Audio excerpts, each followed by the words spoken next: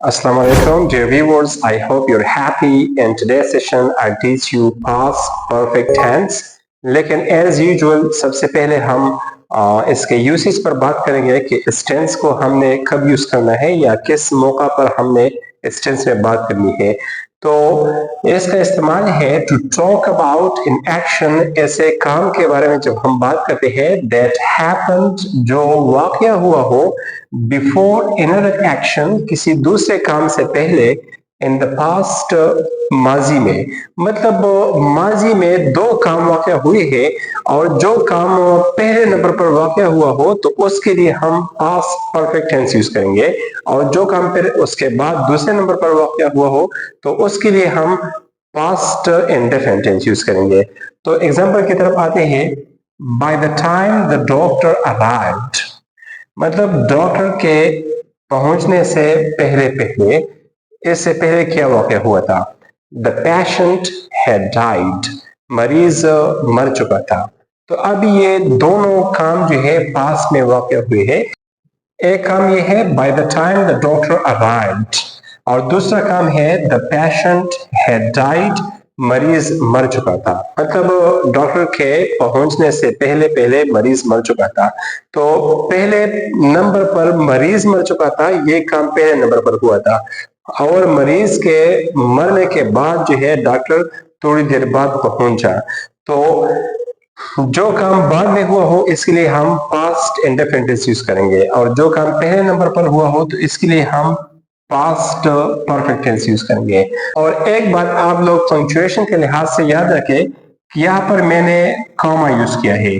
जब आप लोग ये डिपेंडेंट क्लॉज पहले नंबर पर इस्तेमाल करें तो इसके बाद आप लोगों ने ये कॉमा यूज करना है, और फिर इंडिपेंडेंट क्लॉज हम इस्तेमाल करते हैं। लेकिन ये तरतीब आप लोग चेंज भी कर सकते हो। अगर आप लोग ये इंडिपेंडेंट क्लॉज पहले नंबर पर मेंशन करें और ये डिपेंडेंट क्लॉज को बाद में मेंशन करें तो फिर दरमियान में इस कॉमा की जरूरत नहीं होगी, फिर आप लोगों ने ये कॉमा यूज नहीं करना है।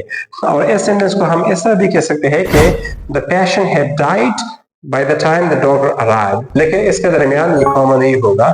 और इसको हम इस तरह भी कह सकते हैं कि when the doctor arrived the patient had died, या क्लोजेस के तरतीब को चेंज भी कर सकते हैं कि the patient had died when the doctor arrived.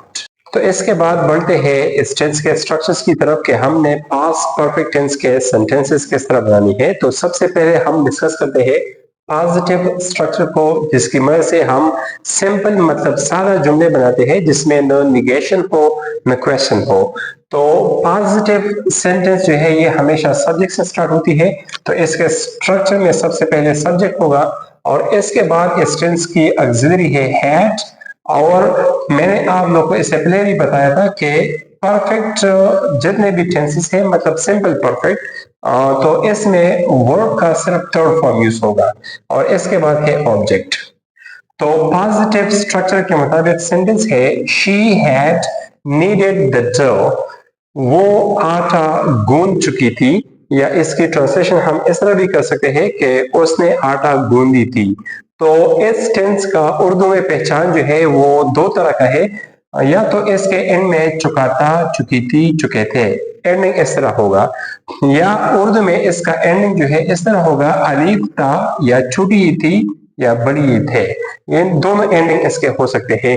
ये उर्दू में पहचान जो है स्टूडेंट्स को मोस्टली पेपर में उस क्वेश्चन में हेल्प देता है जो इस तरह का क्वेश्चन पेपर में आता है कि translate these sentences into English. तो फिर जब स्टूडेंट उर्दू के सेंटेंस को इंग्लिश में ट्रांसलेट करते हैं तो सबसे पहले स्टूडेंट ने उर्दू सेंटेंस के एंड को देखना है कि सेंटेंस के एंड में क्या है। तो एंड से स्टूडेंट जो है टेंस का पहचान करता है, और फिर स्टूडेंट ने सेंटेंस के पैटर्न को देखना है, स्ट्रक्चर को देखना है कि ये पॉजिटिव स्ट्रक्चर है या नेगेटिव है या इंट्रोगेटिव है। तो फिर स्टूडेंट जो है इन स्ट्रक्चर की मदद से आसानी सेंटेंसेस को ट्रांसलेट कर सकते हैं।